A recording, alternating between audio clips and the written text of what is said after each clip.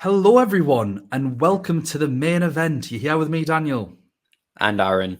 Aaron, I've not missed that face. It's been a long, grueling summer.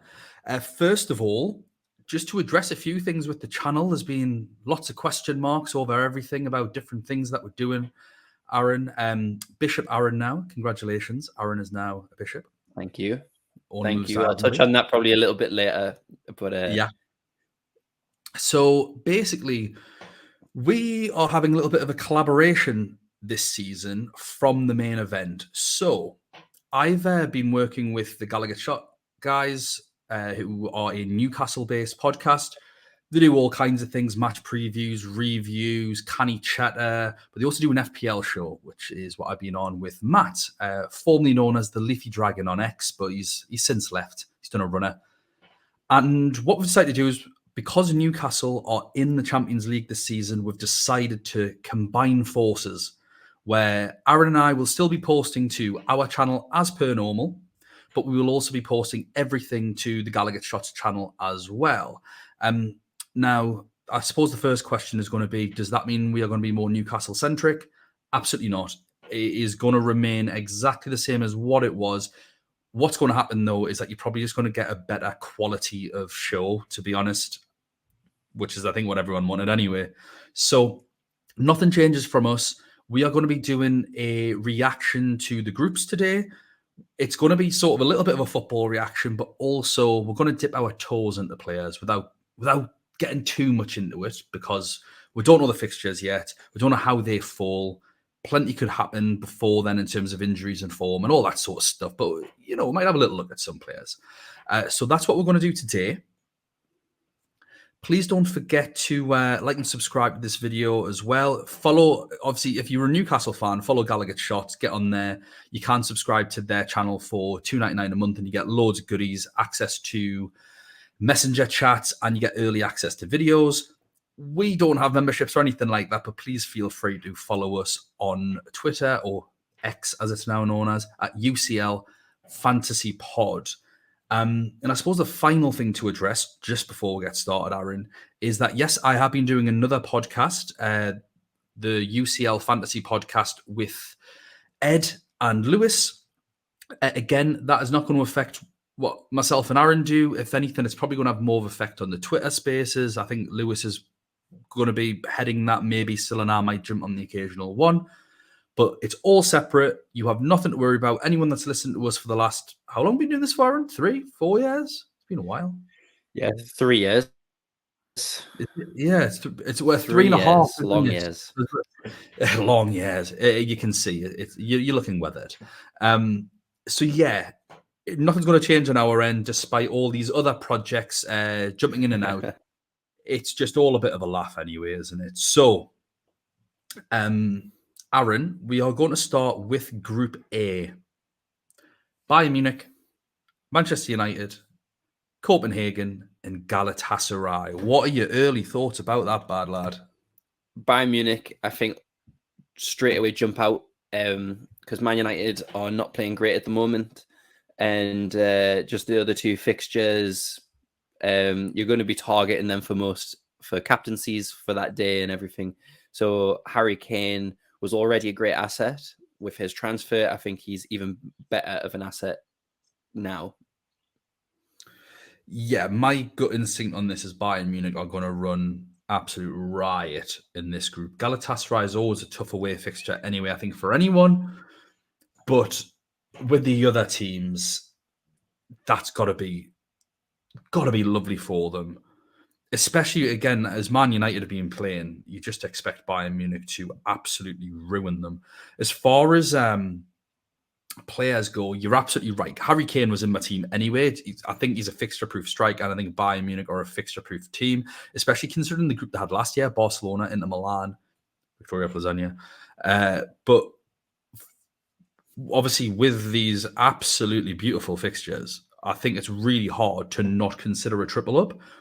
Leroy Sané has been in my first draft. He is Mr. Group Stage of the Champions League. He is not maybe the best asset, a bit of a trap when it comes to the knockouts, but in the groups, he's always absolutely magnificent. He's in my team at 9 million, cheaper than players like Bruno Fernandes. How is Sané cheaper than Bruno Fernandes? Pens, maybe? Is that it? I don't know. But I suppose it comes down to who's the third asset going to be. We've got Upamecano at 5 million, De Ligt at 5.5. But Rafa Guerrero, if he starts getting game time at 5 million, obviously he's a rotation risk with Alphonso Davies, unfortunately. Do a double up in midfield with either Coleman and Musiala. Mazraoui at 5.5 million. Big news coming out today that Pavard has left Bayern Munich. He's going to be joining Inter Milan, so I imagine he'll be playing the right-sided centre-back in a 3 for them, as how I feel that's going to go. So space has now opened up at right-back. If Mazraoui is going to regularly play right-back, surely we've got to go for him, Aaron.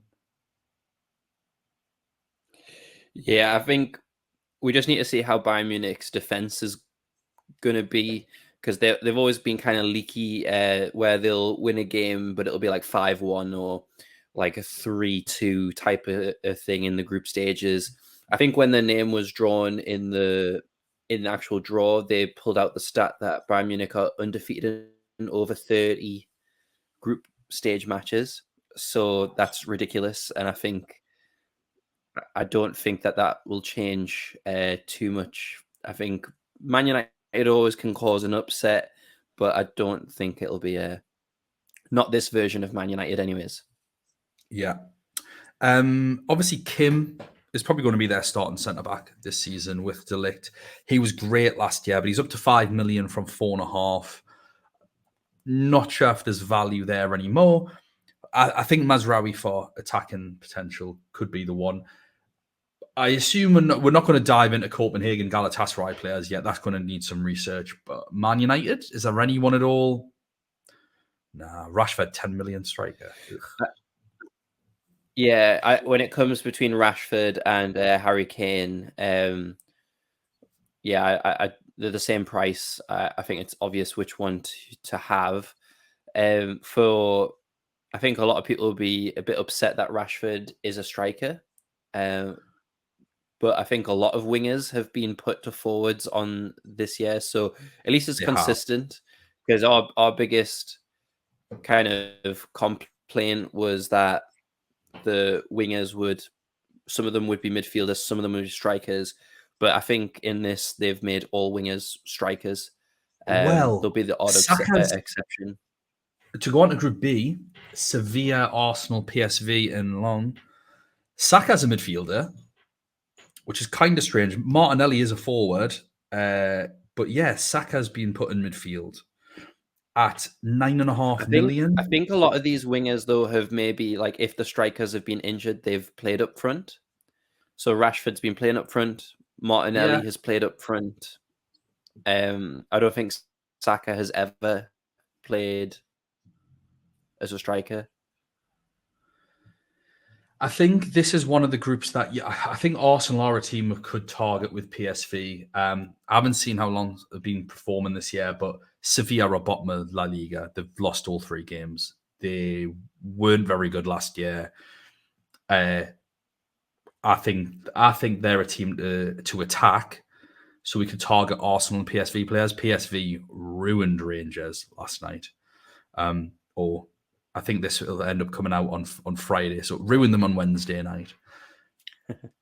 Anyone that you fancy from either? I'd say probably Arsenal or PSV. Anyone you fancy from either of them? I think some of the Arsenal players are really interestingly priced. In terms of if Nketiah is starting 6.5 forward, Declan Rice 6 million midfielder for the ball recoveries potentially. But I think in terms of the defense, I think there's a lot of too expensive defenders for Arsenal. A lot of 5.5s, and now that we know the group, but I think when before the groups were announced, I was looking at their defenders, kind of being like, they just seem too expensive. The only person I had in my draft was Declan Rice, just for ball recoveries as a cheaper midfielder. But that was it at the moment. Yeah, some wild pricing in there from some of these players, like Kane Puyol, 6 million? Where's that came from? Gabriel, 6 million. Can I get a start? Saliba is 5.5. Zinchenko's 5.5. Even David Raya's 5 million in goal with Ramsdale at 5. It's just, they aren't nice prices. PSV, I can't see them in the game yet, personally, on my phone. No, anyone who qualified earlier this week are not in the game yet. Yeah. So we can't see any of their players just yet to see if any of them are good value or not. I didn't ask for Group A, but we'll start doing it. Group A, who do you think is going to go through from them 4 teams? I think it's Bayern Munich, Manchester United. Not very exciting. Nah, sod that. Bayern Munich, Galatasaray. Group B, who do you think is going through? Arsenal. I do think Sevilla will turn it around, but it's near like match days 5 and 6. I think PSV will sneak in second. I agree. I think Arsenal and PSV are the favourites for that particular group. Sevilla seem to be Europa League merchants, don't they? So they kind of late bloomers make it into third place. They want to get in that on purpose half the time. Yeah. Group C. This is a good one. We have to be targeting Group C. Napoli, Real Madrid, Braga, and Union Berlin. I want to start with Napoli, Aaron. Osimhen has to be in our team, surely, because Real Madrid, Courtois done his ACL in, so they've got Kepa in goal. Then obviously Braga and Union Berlin. Union Berlin are actually top of Bundesliga. There's only been 2 games. But they're not a bad team. But they're a good team. They are a good team. Aaron, are Napoli going to be the same Napoli as last year? If we are going off the last 2 matches, yes. So Osimhen, 10 million seems like a bargain. Yeah. Di Lorenzo has been in very, very good form and has gotten attack and returns in every match so far at 5.5 million. So I think he's going to be in most people's teams. Kvaratskhelia, 9.5 million midfielder. I don't know how he won the young player. I don't know how he won the young player of the year last year. He was good in Serie A, but not in Champions League. Yeah, he had a couple of good games, didn't he, in the groups, and then he wilted. He wasn't fantastic in the knockouts at all. Yeah, is he still on pens? Because he's awful at them. We don't know who's on pens. But what? So I mean, Kvaratskhelia, in my opinion, he was great value at 5.5. I personally feel like he's a 7.5 million player. That's the price that I think he should be. 9.5 is just insanity. When he's more expensive than Leroy Sané, he's 2 million more than Jude Bellingham. Is there any other Napoli? What are the other ways? Obviously, I think Osimhen and Di Lorenzo, anyone worth the salt, having them 2 players in the team. Fixture dependent, of course, in terms of what we want to see with chip strategies and all that sort of stuff. Is there anyone else that's worth having from this Napoli team? Zielinski, Politano, and Anguissa. Where else we're going, Aaron? With Zielinski, 7.5 is quite expensive. I guess it just goes into how the rest of your team is, especially when it's not set in stone that he's the penalty taker either. He's always going to be there or thereabouts. But I think goalkeeper. Who is the starting goalkeeper for Napoli? I'd probably just put that money into Di Lorenzo and not double up on defense. Yeah, is Merry, yeah, 5 million, up from 4.5 last year. Obviously, I think a double Napoli. If you get that Braga Union Berlin in a nice run, you can afford. I think Anguissa could be the one because he did well last year in the groups.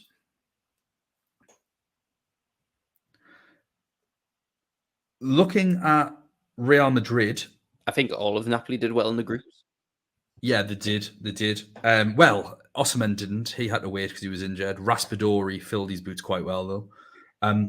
Real Madrid, though, Vinicius Jr. out for 6 weeks. That could be massive, depending on who they get.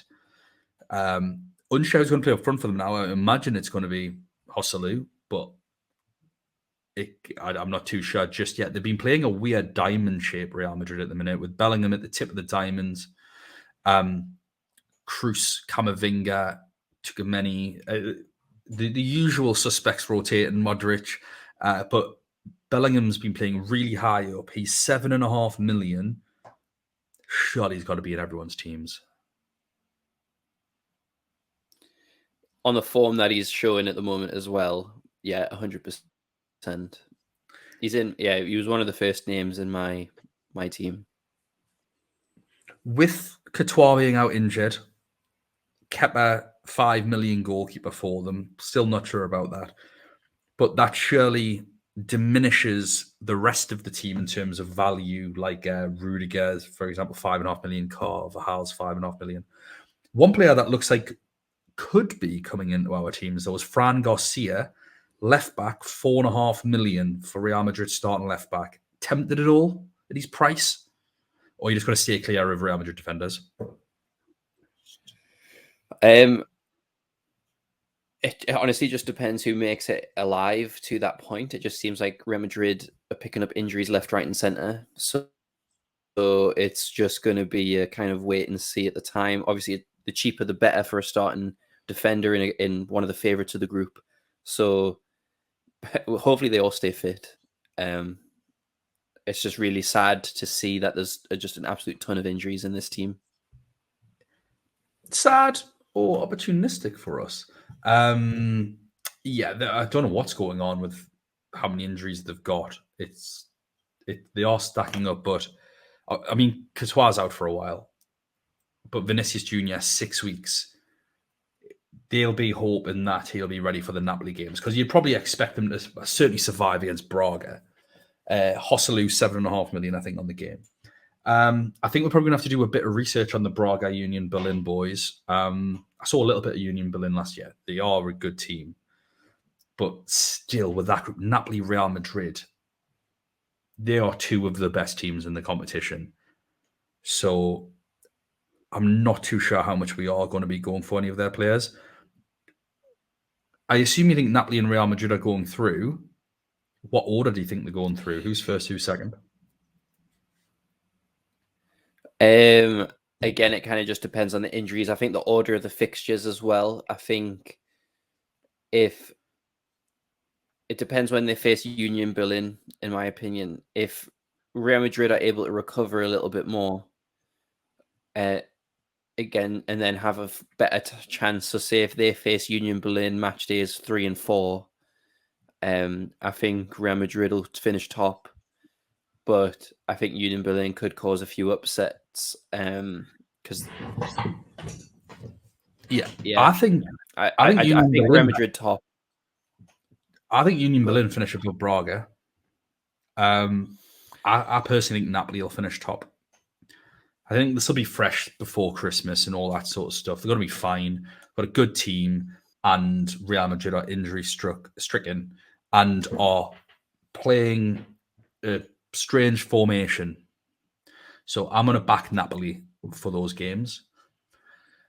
Group D, for me, the most competitive, the second most competitive. Benfica, Inter, Salzburg, and Real Sociedad. That's going to be a very interesting group. What do you make of that one?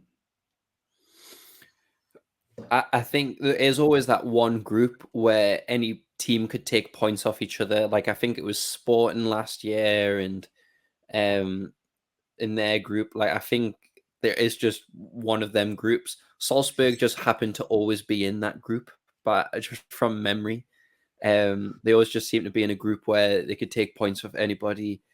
Real Sociedad are playing great. Inter, well, I think they're kind of the favourites for the Italian league this year. I think I've got them finishing top. I think it just depends on Benfica because they're not. I mean, we just don't know with the Portuguese teams. Sometimes they have an off year, and it seems like a few of these bigger Portuguese teams are starting a bit slow this year. From memory, I could like literally Google Benfica and be proven wrong, but I know Porto are not starting great. Vlachodimos looks like he might be off, heavily linked with a transfer away today. And then you've got obviously no Grimaldo at left back anymore. Gonçalo Ramos is off. We have some reclassifications. Like Di Maria is now a forward on the game opposed to a midfielder. So Benfica assets are going to be strange. They are definitely a wait and see. But also with that group, like Real Sociedad, for me, when people would have been looking at the pot 4 teams, the 3 that they would have wanted to avoid were Union Berlin, Real Sociedad, and Newcastle. Real Sociedad are a really good team. And I just think that's going to be a fascinating group. Unfortunately, Benfica Inter, odds on, it's going to be the most boring game on planet Earth. You can probably guarantee clean sheets from Inter, which is, I think, where we need to be looking, especially with Pavard at Inter. Very good attacking threat. DeMarco as well. So I think that's probably where in this group we're going to be looking for. I don't really see Inter attackers being particularly great value again this year, or even midfielders. Dumfries 5.5 million, DeMarco 5.5 million. I imagine we'll just go for DeMarco. Pavard is 5.5 million. He's already been moved over to Inter. We'll have to see obviously how many minutes Gersons gets. I didn't realize it signed Cuadrado. Jan Sommer, though, I think Gersons plays for Union Berlin now.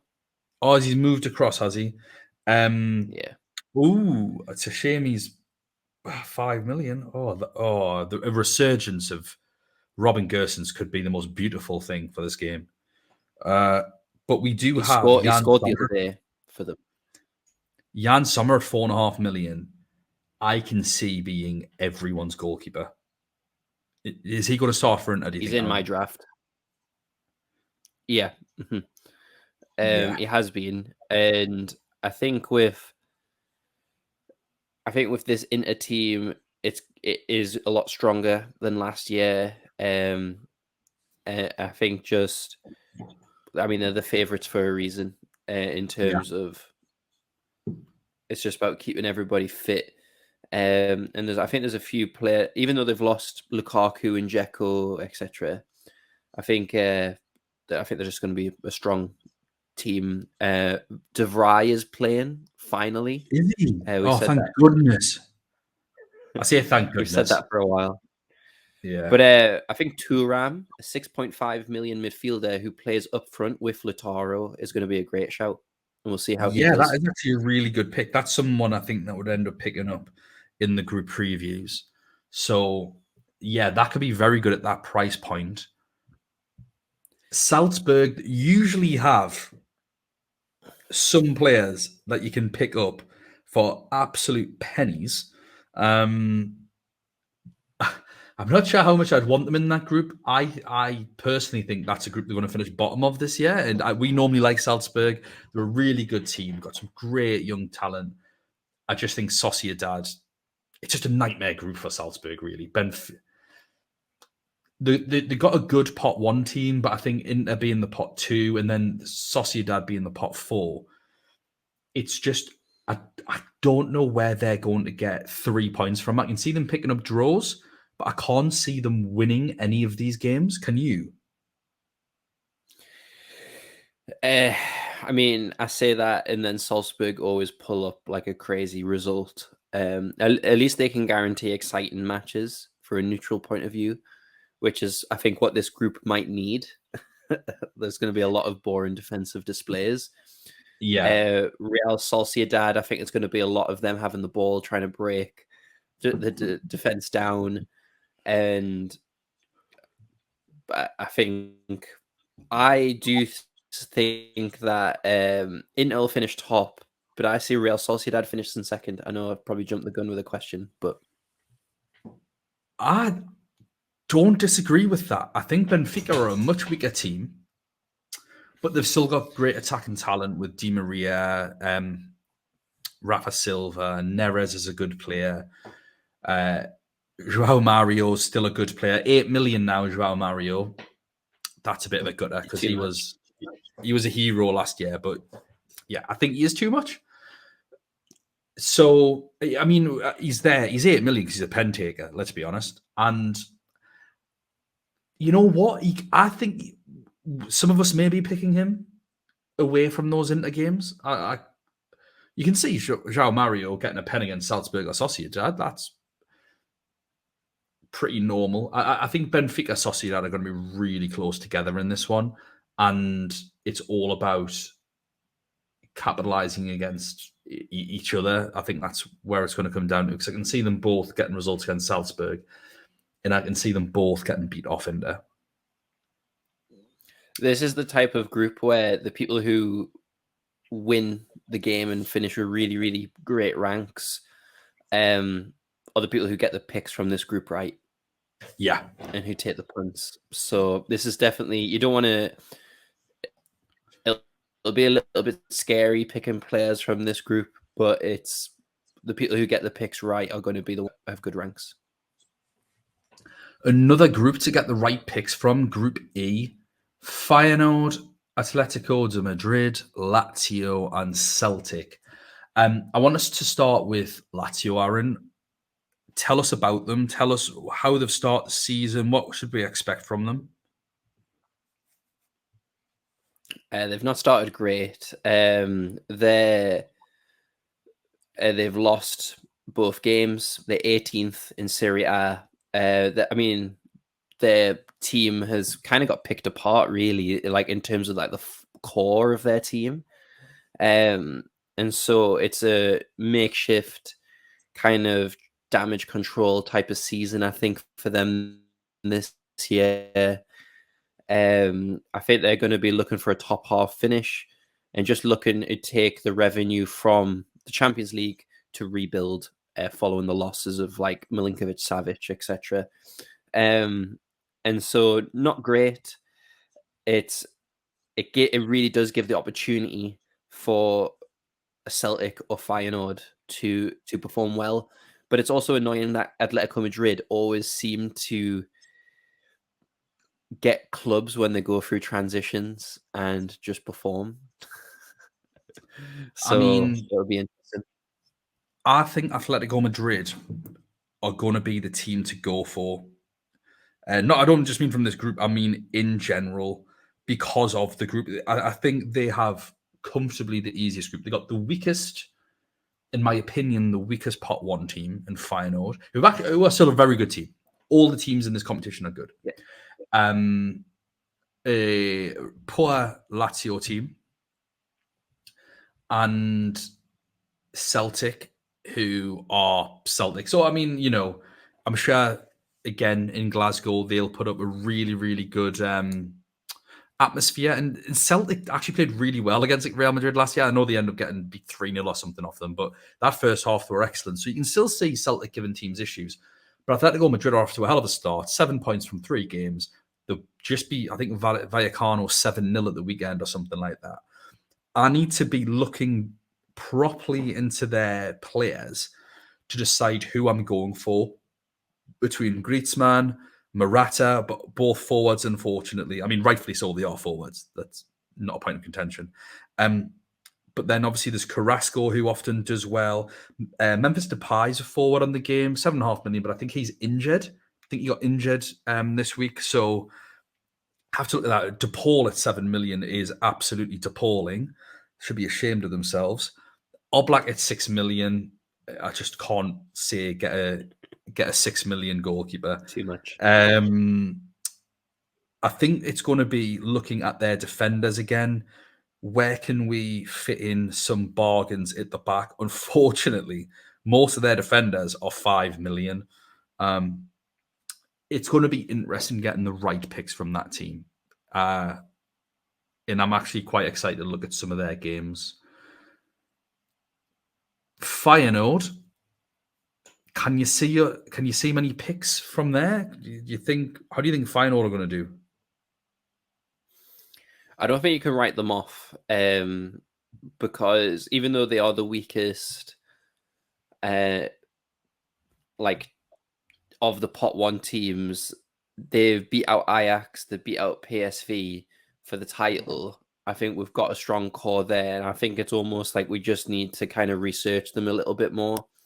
A lot of people didn't think that they would last and win the title, but they've started again strongly, I think, from what I remember this season as well. So I think it's just trying to identify which players are going to be the ones that help have good value as well. Because from looking at their prices, they're not priced like a pot one team. So when we were saying before, sorry, yeah, they're cheaper than they are cheaper than pot four teams. They're cheaper than I think Sociedad. They're cheaper than Newcastle. I think they might be cheaper than Union Berlin. Like, it's utter insanity how cheap these players are when you consider. Fair enough, Atletico Madrid's a tough game, but Lazio and Celtic, you'd back Feyenoord at home to both those teams, and maybe away to Lazio, maybe away to Celtic. Celtic aren't playing great. Yeah, because if you look at it, the second best team in the Netherlands have just absolutely smashed the second best team in Scotland. Yeah. So, and these two teams are like, even though these two teams are better, Feyenoord, I think it's, and other than their forwards, even the midfielders are priced 5 million and less. So we just need to identify the gems in this team, and that's where the kind of group previews come in. Yeah. Are we picking anyone from Celtic? Celtic yet? I mean, weren't we suggesting people last year? Furuhashi. Yeah, we suggested a couple of Japanese fellas because they were doing well in the league. When we said suggested them, we were highlighting who their better players were. We weren't necessarily saying you should get them. For anyone obviously new to this podcast, we have a phrase called Plzeňjad. So there was a team last year called Victoria Plzeňjad. In basically, Aaron and I just had enough of 3 years worth of having to go through players from dross, pretty much. Now, Plzeňjad, I think, so having a fantasy. Yeah, like, you're just not going to pick them. Plzeňjad had Barcelona, Bayern Munich, and Inter Milan in the group, and it's like, right, which players should we pick from these? Absolutely none of them. So, I mean, they did end up scoring 2 goals against Bayern, but I think that was maybe it. They got one against Barca as well, I think, in a 5-1 loss. Yay, value. So if you ever hear us say they're getting Plzeňjad, basically it means that we just can't be bothered to talk about them because no one in the right mind is going to pick them other than fans from those teams, and they don't need us to tell them what players to go for the team that they support. So Celtic, I think, are getting Plzeňjad. Potentially. I mean, who knows? By the time it depends on when they play Lazio, I suppose, and how Lazio are performing. Celtic players on a limitless way. I could be wrong because I've literally just said Porto started badly and they're unbeaten. So I could be wrong, but I think Celtic and Lazio have played each other recently in a Europa League group stage, and Celtic won. I believe. I can see that. I can totally see that. I just think both Celtic and Lazio are going to be really poor compared to Atletico and Feyenoord. When we also want Napoli players, we're going to want Real Madrid players. We're going to want double Inter defense. We're going to want some Arsenal players for their group. We're going to want triple Bayern. Like where we're fitting in our Celtic and Lazio players, we aren't. So we're now getting on to the main event, Group F. So I'm going to add our good friend Nathan to the stream when he's ready. He's been ready, very patiently waiting for our 5 or 10 minutes, but I think he's maybe just getting some grief in the background now from his missus. I'll let you in, Nathan. Hello, mate. You all right? Hello. Yeah, it's just a little one. No, it's all right. It's Newcastle Champions League draw. Get the little one in. It's fine. Nice to see you representing. So I think Aaron and I have held off long enough to get to this point. We are in the Champions League. This is mental. Nathan, what did you make of that? How are you feeling during the draw? How are you feeling after the draw? I was nervous during the draw, you know. Like, I was actually sat and I was like watching the groups come out and I was thinking, please no. And then I seen Group F build and I thought, God, no. I wanted Group E. Didn't we all? Aaron, now Newcastle's your home team, but AC Milan's your first love. I rang Aaron up earlier on and said you're not wearing an AC Milan top anywhere near this podcast whilst we're in the competition. What were your feelings about the draw? I was, as soon as AC Milan were put into that group, I said to Steph, that's Newcastle's group. I knew from pot 3 that was our group. Yeah. So I just knew that would be the way it went. And so I kind of had a little bit of time to process it. First of all, fantastic matches. I'm very excited to watch not just Newcastle in the Champions League, but just see how this group is going to go. A very different Paris Saint-Germain going through transition, Dortmund versus Newcastle, fans versus fans. It's going to be absolutely unbelievable. And then AC Milan, the team that got me into football, against my love, my team, against Newcastle. Oh, can't wait. Yeah, I did a live stream on the GallowgateShots podcast, and it was a roller coaster of emotions. There was excitement, there were nerves.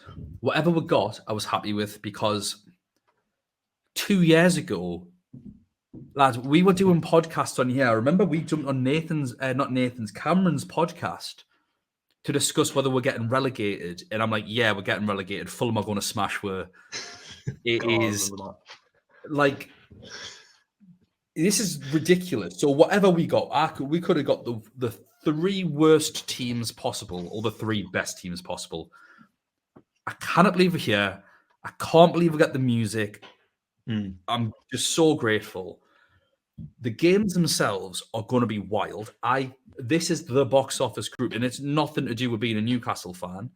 That's just a wild group, because especially I think PSG, Dortmund, and Milan are going to be all counter-attacking teams this year, which is not what Newcastle don't like to play against counter-attacking teams. We saw that, unfortunately, against Liverpool at the weekend. That's not the team. So I'm a bit nervous about them. At the same time, Paris Saint-Germain, no Neymar, no Messi. They've now got Dembele and Gonçalo Ramos. Still unsure about the midfield. I'll have to watch a couple of their games. The defense is a year older, but Ramos is still class. And we, again, need to watch more of their games. Dortmund, no Bellingham, no Guerrero this season. But Rice is still the leader. Brandt's still class. Marlon looks like he's stepping up, but they've also bottled a game already this year in the Bundesliga. Classic Dortmund. In Milan, Tonali's coming home, but as feisty as that atmosphere is going to be, you have to. And they've got Theo, they've got Leao, they've got some really good players, but you've also got to back us against a team that starts Christian Pulisic and Ruben Loftus-Cheek. So, and I think we can get at their defense. Benacer is a really good player. That's going to be interesting. How Benacer operates where we don't play number 6 is going to be really interesting. This, for me, is a group to absolutely avoid in terms of picks, I think. Obviously, Newcastle fans going to be picking triple Newcastle anyway. I don't even know who you'd go for. I think Botman and Shaw are 4.5. Botman's injured at the minute. We need to see how he's doing. Definitely stay away from the defense if Botman's injured. Isak, I think, is 7.5 million. Isak could be a good pick. But we don't know whether it's going to be him or Wilson. Our players are well outpriced for this game, and Trippier isn't on bonus. It's player of the matches, so he's not getting any of his bonus points if we keep clean sheets. I don't know where to start. Let's just start with the pot one. Nick Pope 5.5. I was like, rather shoot myself in the face. With Paris Saint-Germain, Nathan, talk to me about some Paris Saint-Germain players. Who is taking your fancy? Are you going Mbappe? Are you going any of the rest of them? Ramos? Anything? What are you thinking? No. wild. It's a wild shout, but I think Ugarte could be a shout in the defensive mid. Okay. No nonsense. Might get ball recoveries quite easily. He So came it from could be, Porto, didn't he? it could Is be an that right? outside pick. I wouldn't touch PSG defense apart from maybe Hakimi. Yeah. No, it was Sporting, wasn't it? Was it Sporting? Sorry, I knew it was one of them. I think it might have been Sporting. Yeah, they do have a few new players. Obviously, I mean, to see if McGeely gets any games. Hernandez at 5 million could be a little bit of a bargain. Like the groups are tough. I want to see how the other teams do before investing in Paris Saint-Germain. I also had no idea that they signed Marcus Asensio from Real Madrid, 8 million. Gonzalo Ramos, how is he still a 9 million forward? They're also signing Kolo Muani. Well, yeah, apparently, but I mean, I don't think Frankfurt want to sell him, but he's went on strike, hasn't he? He suits Paris Saint-Germain down to a T. Strike when he. This is what they all do. Perfect for them. But then they get shares in the ownership. Say that again, sorry, Nathan. They get shares in the ownership on the strike. Yeah, exactly. No, it's just Mbappe, isn't it? I mean, Dembele is a forward now. That's him out of the game. I can't get Hakimi at 6 million, I don't think. Donnarumma, 6 million. It's one of those things when they bring the prices out before you see the groups. It's a little wild. Draxler's back. He didn't really impress too much at Benfica last year. Aaron, any Paris Saint-Germain players for you? To be fair, I forgot Draxler was there. Yeah, I think for a lot of these type of games, a lot of these games, it's attacking a lot of attacking fullbacks. So I think the fullbacks for all of these games have the potential to get attacking returns, but also a lot of ball recoveries because a lot of these players, a lot of these teams play down the wings. So I think the wings are where this group is going to be won and lost, which is why Dan Burn playing left back is going to be great. Lewis Hall. Yeah, Dan Burn versus Mbappe. The turning circle of a bus chasing after Mbappe. Well, gratefully, Mbappe plays left, and so does Dan Burn. So it'll only be Ousmane Dembele versus Dan Burn. We'll move on to Dortmund. We've got, again, I mean, always great value Dortmund midfielders. Rice, 7.5 million on pens. Brandt's a really good player, 7.5 million. Halez, 8 million as a forward. Adeyemi, 8 million forward. Donny Marlin, 7.5 million forward. He's looked the brightest so far for Dortmund. Torgan Hazard's now a 6 million midfielder, probably because his legs are made out of dairy dunkers, though he is a good player. We've got the return of a UCL fantasy legend, by the way. Ben Zabani, left back, 5.5 million for Dortmund. Anyone gonna roll back the years for him? I haven't really seen him play like for Dortmund this season, so probably not. Going Dan Burn. Dan Burn. Yeah, I don't know about Dortmund assets just yet. I'm gonna reserve judgment. I'm gonna see how they get on before I start piling in a 7.5 million Dortmund midfielders. They'll not be going for any of the forwards, I don't think. Although if you were, they are at a good price, so they could be your third forward. But I think with Kane, Haaland, maybe one of those Atletico forwards. And Victor Osimhen. I think it's going to be very difficult to squeeze in budget forwards at this stage. Milan, Aaron, I'll let you start with Milan. Who should we be looking for from AC Milan? Just off the top of your head, nice and quick. I think that a lot of the defense has priced out the game, but who to go for? Giroud is in good form, scoring in both games so far. Pulisic has scored in both games, but I think he's a bit too pricey at 7 million. But he's in good form, and obviously Theo Hernandez he's the most expensive defender in the game, so that's a risk in itself. He's a trap, if I've ever seen a trap. I mean, he did score a beautiful goal over the weekend, but yeah.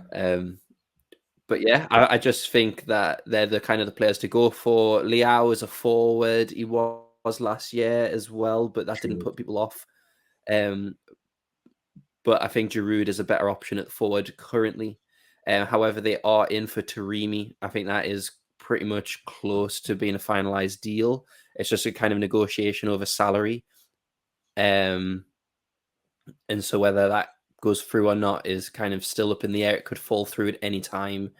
But if he joins, I think he would be a good shout. He's a great player, Taremi. I haven't checked Porto's prices yet, but he'll be priced the same as what he is. Benacer, 6 mil.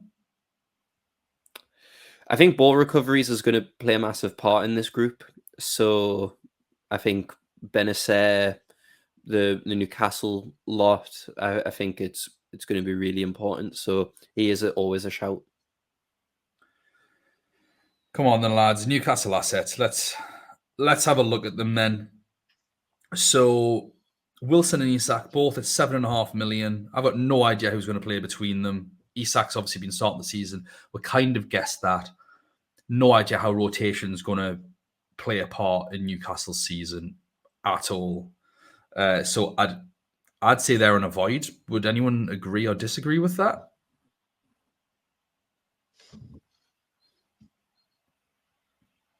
Yeah, I'd agree. I think the rotation is just a massive risk. I think Isak will start. As far as midfielders go, Almiron 7, probably the biggest goal threat we've got from midfield, even though he is culpable of missing a few sitters. Joe Linton and Bruno, both 6.5. I think Bruno's actually better for ball recoveries than Joe Linton. And he's got no, that sounds strange, but say that again, sorry, Nathan? Miggy, he's just all one-footed. He is all one-footed, but he did all right with it last season. He just needs to remember how to use it again this season. I'm not sure about Tonali at 6. But Tonali could be good for ball recoveries. I just don't think he's going to get the minutes for the ball recoveries. Seems to be 60, 65 minutes a game at the minute. And you need a 90-minute player for ball recoveries. Minutes. So that's my concern with him. I mean, you get his occasional. Well, Joe Linton gets his goals from left wing, not centre mid. He doesn't really score from centre mid. So obviously, you've got Harvey Barnes at 6 and Anthony Gordon at 5.5. If Anthony Gordon is playing for us in the Champions League, he should be in everyone's teams at 5.5 because that's holding midfielder territory and he plays left wing. Other than that, I think he's played as a 10 though. We don't play with a 10 though. That's the problem. We don't play with a double pivot. If you looked at him at the Euros, that's why he was the strongest. In the Euros, he was the strongest through there, and he got player of the tournament by playing that way. Sometimes true, but he played left wing against. He played left wing against Liverpool. Instinct that was clear. Random ragged. It was against Aaron. Trent's overrated. Yeah. Aaron, any players that you can see that tickle your fancy? I think there was a tweet that you shared, Dan, about the ball recoveries with Newcastle players.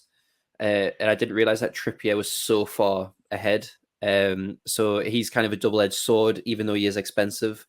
But I do think Joe Linton is a bit of a double threat, ball recoveries, and he's a bit more attacking than Bruno. So I would say that Joe Linton is a better pick. He is more like, I was about to say he's more likely to pick up a yellow than Bruno, but Bruno's been booked every game so far. I do think that substitutions are going to be absolutely massive. I think it's just the 4.5 defenders. I think just for the amount of ball recoveries that they're going to have against these teams, and at worst, they're going to be sitting on your bench. So I think that they're a good kind of few players to target. It really just depends on Botman's injury. Okay, we've talked about Group F long enough. I think it was warranted as well. Newcastle aside, that is the absolute group of death. Where Paris Saint-Germain, Dortmund, Milan are three outrageous, like so good. Group G: Man City, Leipzig, Red Star Belgrade even couldn't even pronounce the easy way of saying it there, and Young Boys. Now, I'm not going to protest or profess to know much about Red Star Belgrade nowadays. Bit of a blast from the past, this lot. Young Boys are actually capable. A couple of years ago when they were in Atalanta's and Man United's group, I think. Can't remember the fourth team in that group. Man City Leipzig is a fixture we've seen every single season for the last 4 years. I think they've been in the group stages together 2 of the last 3. This will be 3 of the last 4. And they met each other in the round of 16 or quarterfinals, whatever it was last year, when Haaland scorned me. I'm going to have Haaland at home for Leipzig, and he's not going to score. I already know that. Triple Man City. Aaron, what triple Man City? I think Foden definitely needs to be there or thereabouts, regardless of price.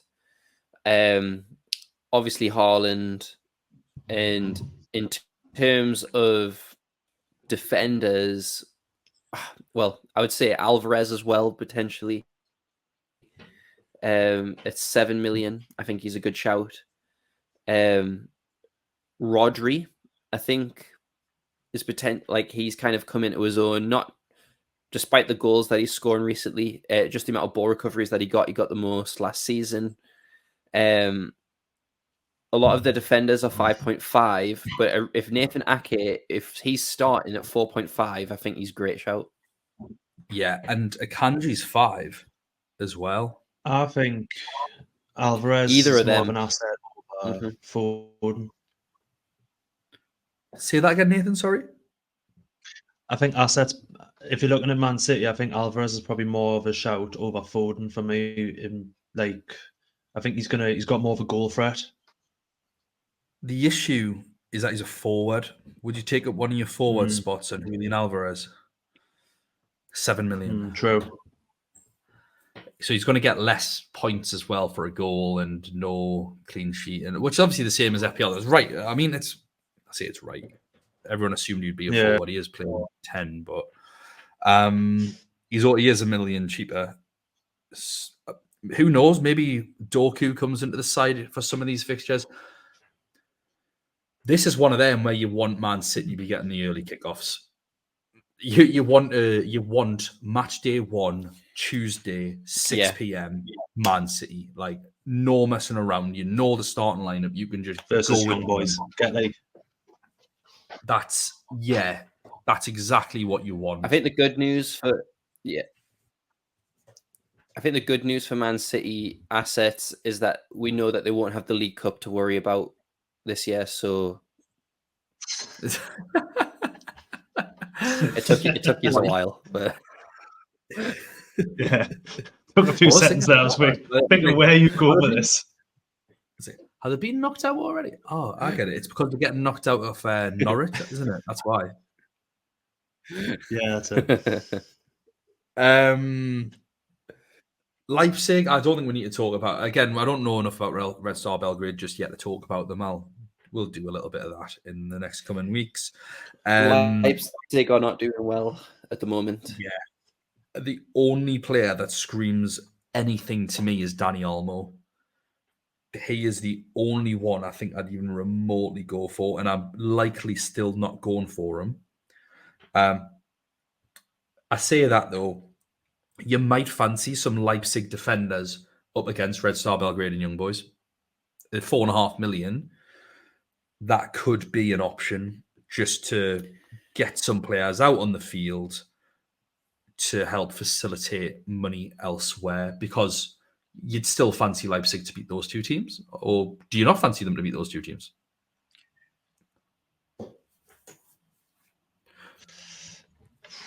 I don't know, because young boys can perform, can't they? No, well, the league position isn't great after 2 games. But they've won a trophy. Yeah. They won a trophy. They beat Bayern 3-0 comfortably. They beat Stuttgart 5-1. And the team that they lost against, Leverkusen, is European contender 3-2. So it was a close match. So I guess it's just 2 games in. It's too early to give that kind of conclusion. But they are a good team. I think that they'll be the top 2. Yeah. Oh, yeah. We've not been doing our predictions here. So, we'll just jump back to Group F. Who's going through from Group F? Nathan.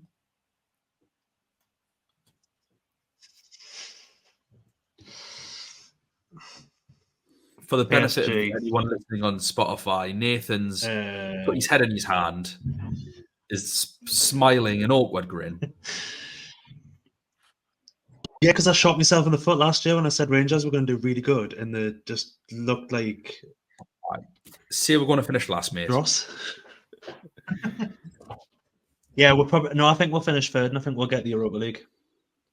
And we'll win that. Who's going to finish top 2? But I think it'll be probably PSG Milan. Aaron?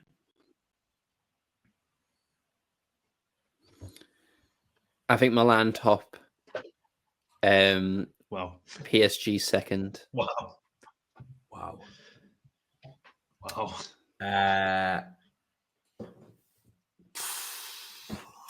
I like to abstain from voting. I'm going for, I think Paris Saint-Germain. No, you put me on the spot. No, I think Paris Saint-Germain top. And I think Newcastle or Dortmund finish second. Ooh. Oh, I think we'll finish second. I think I might cry. Yeah, 100%.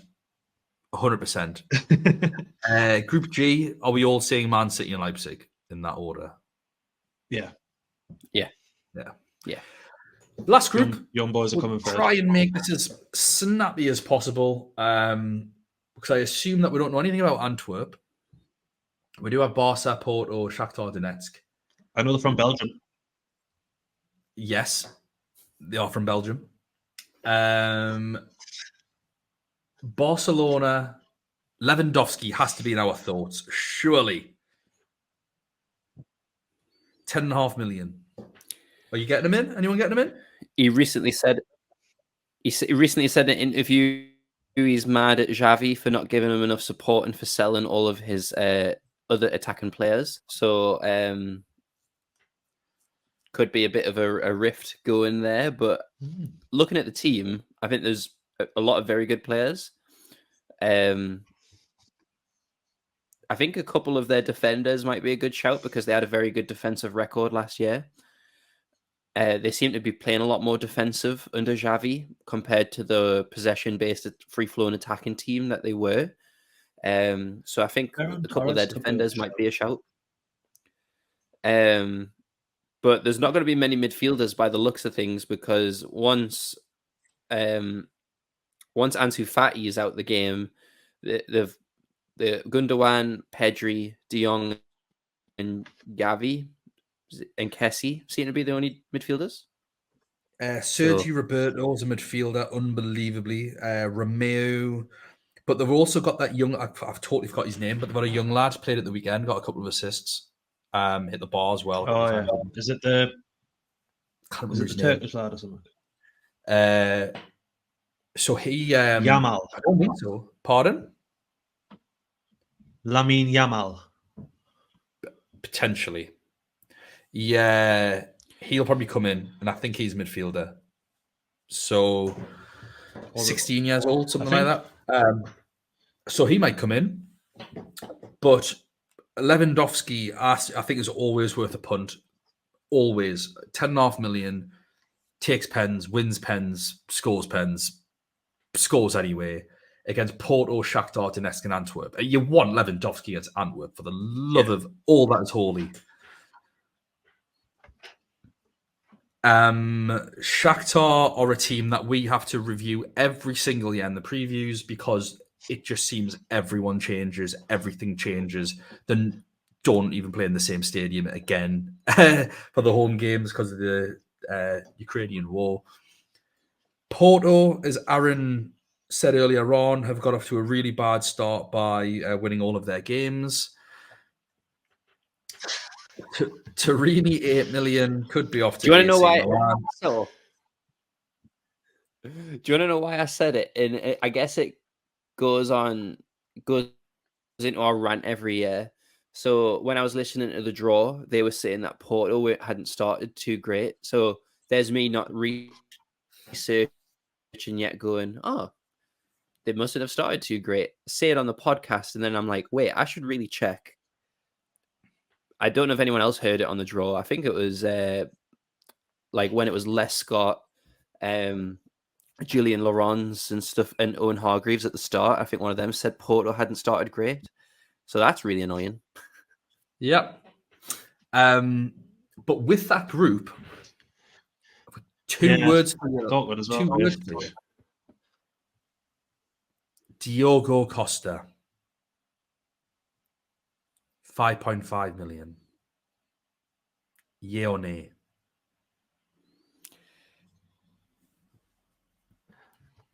I went Costa. No, I don't think it's heroic. The thing for fantasy last year. For anyone that didn't play last year, Diogo Costa saved a penalty 3 games in a row and got an assist in one of those games. He is UCL fantasy royalty. Against Shakhtar and Antwerp, and even can get save points against Barcelona. I think he's going to be my key. Again, depending on the Tuesday, Wednesday fixtures go, I think Diogo Costa and Jan Sommer rotation, if that works, that's going to be dynamite. See, I made a draft out and I've got Sommer in my team already, and I've got Mia because I need another goalkeeper. Yeah, we need to be looking to see if there's any 4 million starters. Group H, how's it going to finish, fellas? Nathan, what's your prediction for Group H? Who's going through? Barca top, Porto second. Is that the same for you, Aaron? Yeah, I think Barcelona will be unbeaten. Perfect. Right, well, we'll leave it there. First of all, apologies if I was cutting over anyone. I think my audio was lagging to everyone else's. I think everyone else had to wait for me to speak a little bit. So sorry to anyone that I cut over. If people were saying things a little bit out of sync, it's just I was saying something. There was a delay to me, and then I think there was a delay for everyone else. So apologies for that if it did get confusing at any point. We'll try and sort it out for the next one. I think we had some issues earlier on with the live stream, similar to this as well. Thank you both, obviously, for jumping on. As always, it was really, really good to see you. Again, don't forget to follow us on Twitter at UCL Fantasy Pod. Please also, if you like this and if you want some more Newcastle content, follow GallowgateShots on Twitter as well. And you can also subscribe to them on YouTube. Give this video a like on whatever platform you're watching, listening from. If you are listening, please don't forget to give us a 5-star review as well. Aaron and I will be recording the group previews as per in a few weeks' time, and hopefully we will be doing it from a lovely studio. One of the benefits of us having this collaboration with the GallowgateShots, they're being very generous to us. So thank you to GallowgateShots as well for having us, and we will see you all next time. Bye now.